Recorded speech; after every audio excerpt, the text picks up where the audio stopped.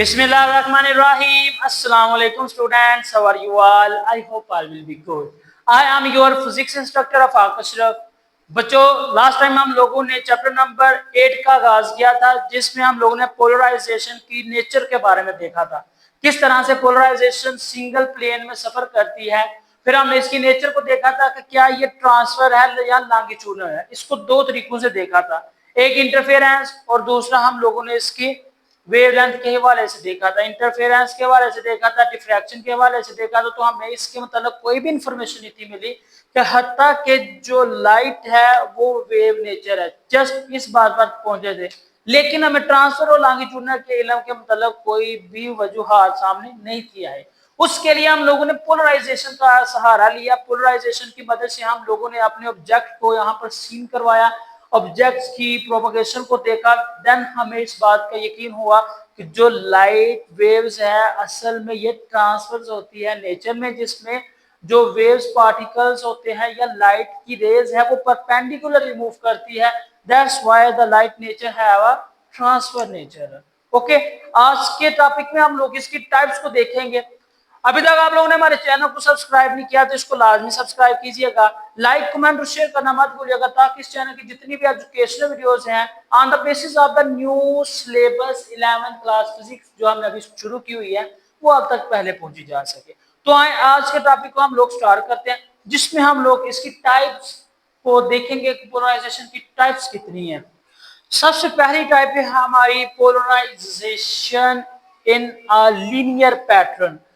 Linear pattern के हिसाब से हम लोग अपनी पोलराइजेशन की पहली एग्जाम को स्टडी करेंगे, जिसमें हम लोग अपने लीनियर बिहेवियर और उसकी वजूहात को देखेंगे कैसे ताकि ये जो वेव्स है ये लीनियरली कहलाती है। ये लीनियरली अगर इलेक्ट्रिक फील्ड में हम लोग इसकी ऑसिलेशन का मुतालबा करें तो वहां पर ये एक सिंगल प्लेन और एक सिंगल प्लेन के हिसाब से वहां पर परपेंडिकुलर बनाते हुए वेव्स के साथ क्या करेगी, प्रोपगेट करेगी, सफर करेगी। When the electric field vector oscillates in a single plane, it is said to be the linear polarization. तो ये लीनियर पोलराइजेशन होगी जब ये एक सिंगल प्लेन को स्टडी करेगी या एक सिंगल प्लेन को मूव ऑन करवाएगी, प्रोपोगेट करवाएगी। बाकी क्या होगा, बाकी ये बच्चों ब्लॉक कर देगी। जिस तरह से हम लोगों ने सन ग्लासेस में देखा था, समझ लें कि ये भी एक सन ग्लासेस पैटर्न है, सिर्फ सिंगल प्लेन मखसूस प्लेन, यानी आपका एक्स एक्सिस के अलावा और एक वाई एक्सिस। ये देखें यहाँ पर जो रेस बन रही है इनमें से कुछ मैंने ग्रीन कलर में शेयर की, कुछ ब्लू कलर में, यानी यहाँ पर जो प्लेन बन रहा है वो एक सिंगल प्लेन की शक्ल में बन रहा है जो कि आगे प्रोपोगेट हो रहा है। दूसरे नंबर पर जो हमारी चीज यहाँ पर स्टडी करने वाली है वो ये है कि इसमें हमारे पास जो दूसरी वेव्स हैं वो ब्लॉक हो रही हैं, जबकि सिंगल वेव के तौर पर जो वेव्स यहाँ पर गुजर रही हैं वो इसको फॉलो कर रही है, इस एक्स एक्सिस के प्लेन को। तो हम लोग कहेंगे light passing through the polarised filter like sunglass. हम लोगों ने लास्ट टाइम अपनी एग्जांपल्स में देखा था कि हमारे पास एक सैटेलाइट, यानी कि हमारे पास जो लाइट थी वो क्या कर रही थी, सेट कर दिया था हम लोगों ने उसको एक फिल्टर यानी पोलराइजर से, रास्ते में उसके दरमियान में क्या रख दिया गया, फिल्टर रख दिया था। मैं आपको ये याद दहानी आपकी करवा दे। तो ये देखिएगा हमारे पास, समझ लें ये आपके पास एक लाइट बीम था, इससे ये टॉर्च से लाइट जा रही थी, और यहाँ पर जो लाइट जाने का ये इस प्लेन में लाइट जो ट्रेवल कर रही थी उसका तरीका क्या था, ये इस साइड को भी फैल रही है, इस साइड को भी, इस साइड को, यानी all possible direction that it can cover. लेकिन जब हम इसके रास्ते में पोलराइज रख दिया था तो पोलराइज रखने के बाद क्या हुआ था, हमारे पास सिर्फ और सिंगल एक प्लेन अप डाउन की शक्ल में, मतलब परपेंडिकुलर, प्लेन के बिल्कुल परपेंडिकुलर हमें एक वेव हासिल हुई थी। तो इसको हम लोगों ने सिंगल प्लेन कहा था। इसी को ही हम लोगों ने पोलराइजेशन की हतमी सूरत करार दिया था। आपकी बुक में जस्ट लिमिटेड है, लिमिटेड एडिशन के अलावा बाकी कुछ नहीं है। मैंने थोड़ा सा इसमें ऐड किया ताकि अगर आप लोग इसको 2 नंबर के हवाले से भी इसको ज्वाइन करें या इसको 2 नंबर के हवाले से भी लिखना चाहें तो आसानी से लिख सकते हैं, ठीक है। Polarized light. The light is considered polarized when it contains waves that fluctuate only in one specific direction like x, y या फिर y, z या फिर z, x।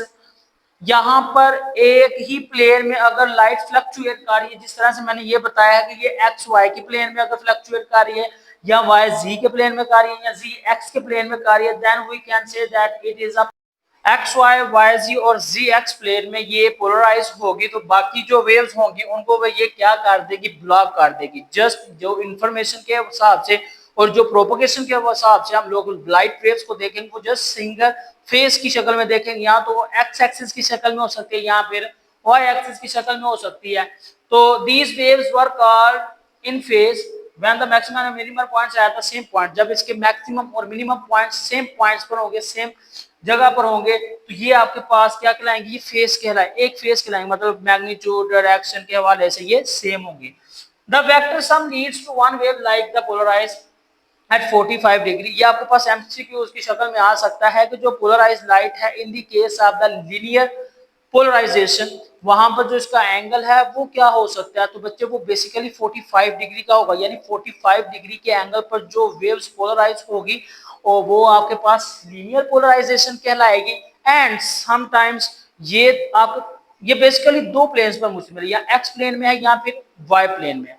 एक्स प्लेन में ये आपके पास इस शक्ल में होगी, वाई प्लेन में ये कुछ लेटी हुई नजर आ रही है, यानी कि ये वाई प्लेन में बिल्कुल ऊपर की तरफ नजर आएगी। ठीक है, तो ये आप लोगों ने बच्चे ये चीज याद रखनी कि 45 डिग्री का angle that's will be the show that ये जो आपके पास लाइट पोलराइज होगी ये इस एंगल पर होगी, अदरवाइज ये इस एंगल के अलावा दूसरे एंगल पर नहीं होगी। उसके लिए दूसरी जो कैटेगरीज है वो भी हम देखते हैं, वहां पर भी ये एंगल्स के हिसाब से पोलराइज होगी। लीनियर पोलराइजेशन में जो चीज थी वो यही थी कि आपके पास जो वेव्स ने पोलराइज होना है, बाकी सारी जो रेज हैं, सारी जो लाइट्स हैं, उन सब को क्या कर देना, ब्लॉक कर देगा।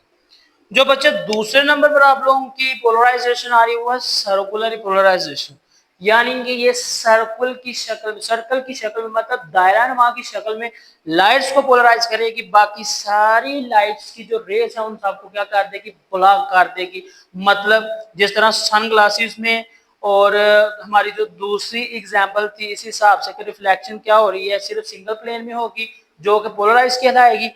अगर हम लोग विदाउट सन ग्लासेस सूरज को देखते हैं तो वो क्या करेंगे, ऐसे लग रहा होगा कि जैसे हम लोग अपनी आंखों को ही तकलीफ दे रहे हैं, मतलब हम लोग इजीली वहां पर उसको फोकस के साथ नहीं देख रहे।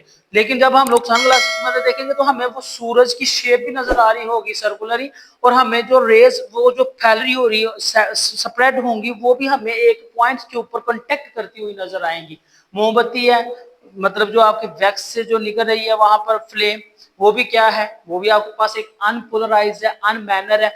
लेकिन जब उसको भी हम लोग किसी सोर्स की मदद से या एड की मदद से देखेंगे, स्पेक्चुअला की मदद से या ग्लास की मदद से, तो वो क्या होगी, एक पॉइंट के ऊपर सिमट जाएगी। यहाँ पर सर्कल की बात हो रही है तो इसका मतलब जो इलेक्ट्रिक फील्ड रोटेट करेगा वो सर्कुलरली रोटेट करेगा, यानी कि जो आपके पास वेव्स या रेस यहाँ से पास आउट करेंगी वो भी सर्कल की शक्ल में ही करेंगी। किसकी शक्ल में, सर्कल की शक्ल में, अदरवाइज सारी की सारी ब्लॉक। दो तरह की रोटेशंस होंगी, एक को हम लोग क्लॉकवाइज रोटेशन कहेंगे जो आप लोगों के राइट हैंड की तरफ होगी। देखिएगा जो घड़ी की सम्मत है या घड़ी के टाइम चलाने की सम्मत है वो भी उस वजह से इसको क्लॉकवाइज, और अगर उसके अपोजिट होगा तो वो बच्चे आपके पास काउंटर क्लॉकवाइज या एंटी क्लॉकवाइज, और वो किसकी तरफ होगा, लेफ्ट हैंड की तरफ होगा। ये इस तरह से आपके पास दो डायरेक्शंस और दो वेव्स, दो लाइट सोर्सेज की प्रोपगेशन इस तरह से होगी।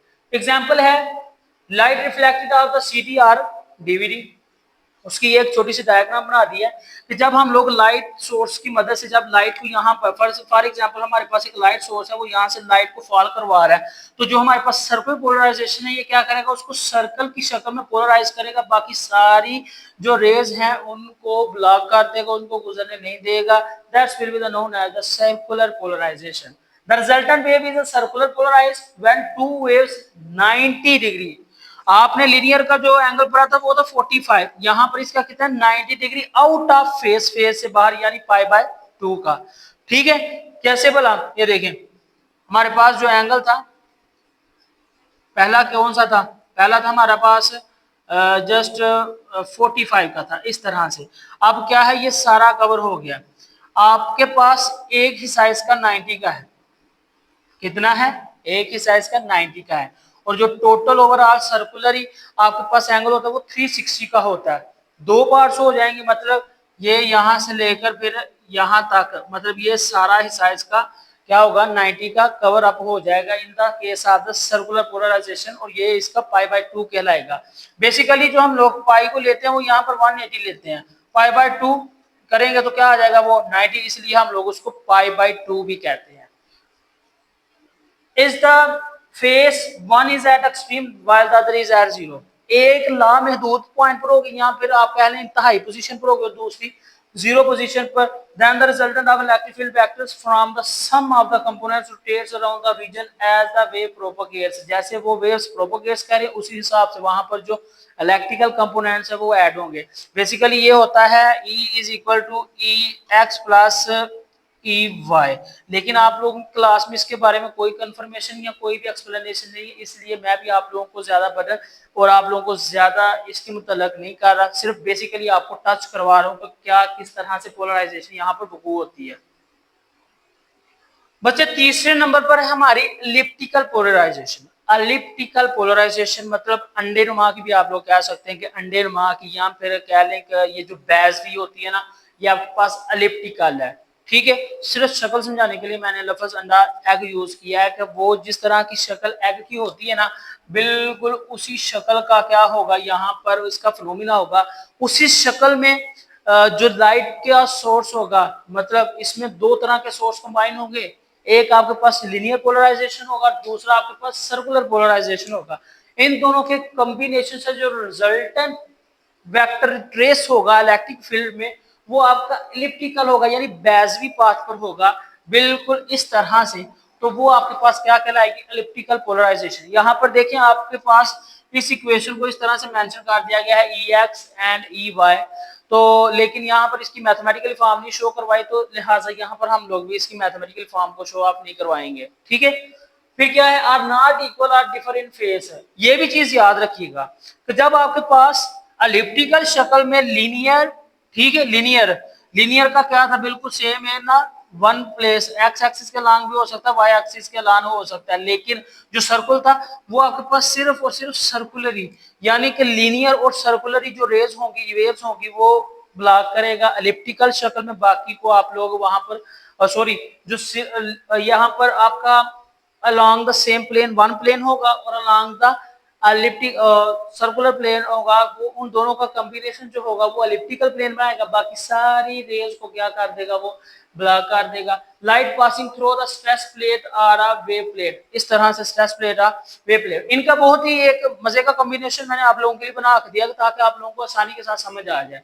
ये जो आपके पास फर्स्ट एग्जाम्पल है ना ये आपके पास है लीनियर की, किसकी है लीनियर पोलराइजेशन, जिसमें मतलब सिर्फ और सिर्फ लीनियर केस ही सॉल्व होगा।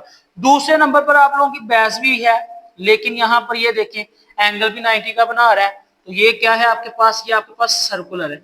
तीसरे नंबर पर है आपकी ओवरऑल होल द एरिया, जिसमें क्या होगा आपके पास ये जो चीज होगी ये लिनियरली भी एक्ट करेगी और सर्कुलर भी करेगी। अब आप इसका एंगल सोच रहे होंगे कितना होगा, तो आप लोग लिनियर और सर्कुलर एंगल ऐड करेंगे तो आपके पास ये ना तो ये 90 डिग्री का होगा ना ही ये 180 डिग्री का होगा, ये उनके दरमियान कोई एक वैल्यू हो सकती है, वो आपके पास एलिप्टिकल सर्कुलेशन और इलेक्ट्रिकल पोलराइजेशन को डिफाइन करेगी। तो बच्चों आई होप आप लोगों को अंडरस्टैंडिंग होगी कि आज के लेक्चर में जो हम लोगों ने इसकी टाइप्स की हैं उसमें किस तरह का फिनोमेना होता है, एंगल क्या होता है, उसकी प्रोपोगेशन क्या होती है, बाकी रेस का क्या होता है, ये सारे के सारे कंसेप्चुअल क्वेश्चन आपके क्लियर होंगे। इसके अलावा भी अगर मजीद किसी क्वेश्चन का आंसर समझ में ना आए तो आपने कमेंट सेक्शन में लाजमी बताना है। अभी तक आप लोगों ने हमारे चैनल को सब्सक्राइब नहीं किया तो इसको लाजमी सब्सक्राइब कीजिएगा, लाइक कमेंट और शेयर करना मत भूलिएगा ताकि इस चैनल की जितनी भी एजुकेशनल वीडियोस हैं वो आप तक पहले पहुंची जा सके। मुझे दे इजाजत, इंशाल्लाह नेक्स्ट वीडियो में मजीद गुफ्तगू और मजीद इंफॉर्मेशन के साथ हम लोग गुफ्तगू करेंगे, तब तक के लिए अल्लाह हाफिज।